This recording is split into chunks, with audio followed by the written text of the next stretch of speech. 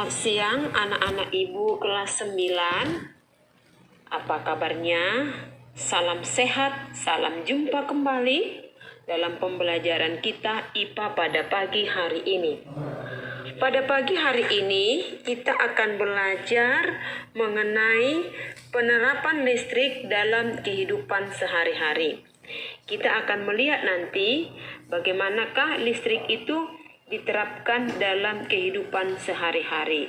Nah, anak-anak ibu, tolong kalian siapkan hati dan pikiran kalian, siapkan alat-alat tulismu, supaya kita melihat bagaimanakah penerapan listrik dalam kehidupan sehari-hari. Nah, anak-anak ibu, coba beri perhatian yang maksimal ya nak, supaya kamu lebih memahami materi ini. Nah, anak ibu, kita pernah dicubit bukan? Kalian pernah dicubit? Nah, bagaimana rasanya kalau kita dicubit? Sekarang kita mau tahu kenapa kita merasa sakit kalau kita dicubit. Nah, itulah yang akan kita bahas, bahwa tubuh kita itu sebenarnya dapat menunjukkan adanya gejala kelistrikan, khususnya pada saraf yang disebabkan oleh adanya impuls atau sinyal pada sel saraf. Ya, nah, rangkaian ini dalam kelistrikan ini, kenapa rasa sakit? Karena rangkaian itu tadi, itu karena kulit kita menerima rangsangan cubitan, rangsangan itu selanjutnya diubah oleh sel saraf dalam kulit menjadi impuls listrik. Kajian yang khusus mempelajari tentang aliran impuls pada tubuh manusia ini disebut dengan biolistrik, ya, disebut dengan biolistrik. Nah, anak-anak ibu, sekarang kita akan melihat bagaimanakah bagian-bagian sel saraf itu dalam tubuh kita. Ya, bagaimanakah bagian-bagian sel saraf itu dalam tubuh kita. Coba kalian amati sel saraf yang sudah digambarkan, ya. Sel saraf itu menghantarkan impuls karena terjadi pertukaran ion-ion di dalam dan di luar membran sel saraf.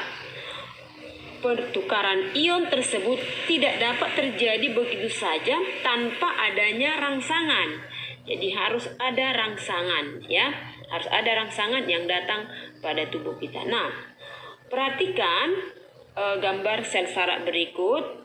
Setiap manusia memiliki sistem saraf yang dapat mengontrol seluruh aktivitas tubuh. Contohnya gerak otot. Sistem saraf terdiri atas sel-sel saraf yang berfungsi untuk menerima, mengelola, dan mengirim rangsangan yang diterimanya atau yang diterima oleh panca indera kita. Nah, sekarang kita lihat sel saraf itu terdiri dari badan sel saraf, kemudian selubung dan bagian-bagian yang lainnya. Perhatikan bagian yang berikut, yaitu dendrit adalah penonjolan badan sel saraf yang bercabang-cabang dan berbentuk seperti cabang pohon. Ini berfungsi untuk menerima impuls dari sel lain dan meneruskannya ke badan sel. Yang kedua adalah badan sel.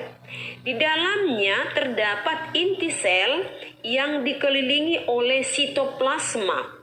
Sitoplasma mengandung organel sel seperti mitokondria, ribosom, badan Golgi, dan retikulum endoplasma. Khusus di sini milik sel saraf yang disebut dengan badan nisel. Nah, fungsinya adalah meneruskan impuls dari dendrit ke akson, ya, dari dendrit ke akson. Yang berikut adalah akson atau neurit. Akson atau neurit ini adalah badan sel saraf ya, atau penonjolan badan sel saraf ya, penonjolan badan sel saraf yang berbentuk panjang dan silindris. Setiap satu sel saraf hanya memiliki satu akson. Ujung akson disebut dengan terminal akson. Terminal ini memiliki beberapa percabangan dan berbonggol. Pada bonggol inilah akan dilepaskan yang namanya neurotransmitter dan disebut sebagai bonggol sinaptik.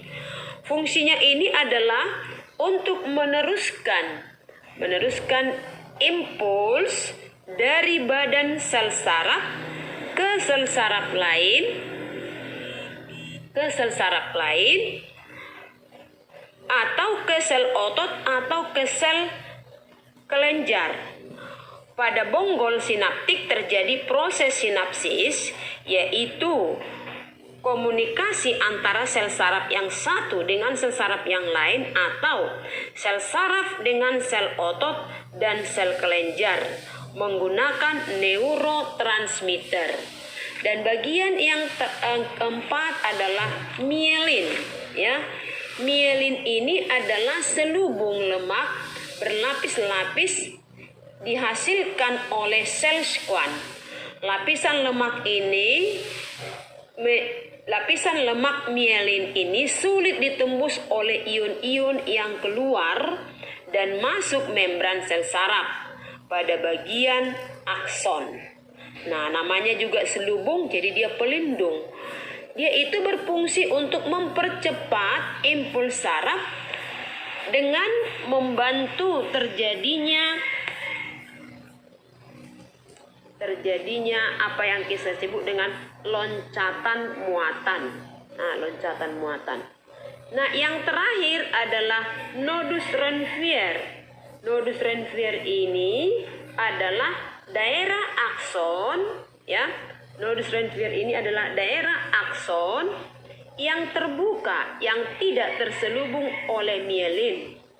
Ini adalah tempat terjadinya tarik-menarik muatan listrik di dalam membran sel.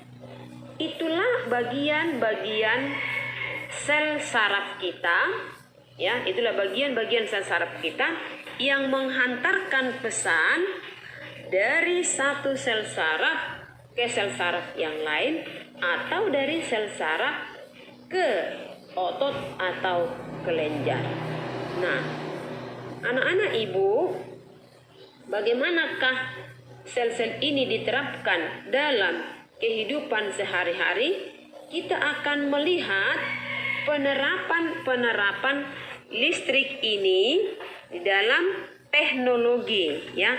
Bagaimanakah penggunaan listrik dalam teknologi, ya. Yang pertama, kita lihat dulu penggunaan listrik itu dalam pengendap elektrostatis pada cerobong asap. Tentu kalian pernah melihat cerobong asap, bukan? Ya, pada pabrik dan pada rumah-rumah yang mewah juga ada cerobong asap.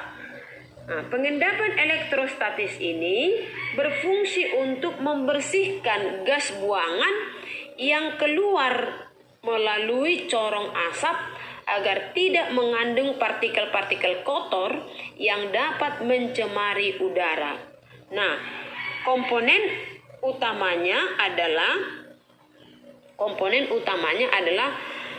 yang ada pada alat ini adalah kawat yang bermuatan negatif dan pelat yang bermuatan positif. Nah, kalian perhatikan gambar. Maka pada saat kotoran itu, ya, pada saat asap kotor melewati kawat, beberapa partikel abu akan bermuatan positif.